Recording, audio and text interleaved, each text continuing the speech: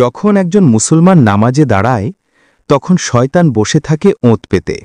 তার প্রধান উদ্দেশ্য হয় মানুষকে নামাজে মনোযোগ থেকে সরিয়ে দেওয়া।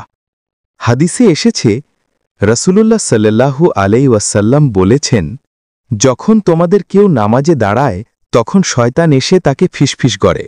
সে বলে, এটা মনে করো, ওটা মনে করো, এমনকি এমন জিনিসও মনে করিয়ে দেয় যা আগে মনে ছিল না। এভাবেই সে মানুষকে বিভ্রান্ত করে দেয়। সহিহ বুখারী, মুসলিম। এক হাদিসে এসেছে, রাসূলুল্লাহ সাল্লাল্লাহু আলাইহি ওয়াসাল্লাম বলেছেন, একটি বিশেষ দুষ্ট শয়তান আছে, তার নাম খানাজ।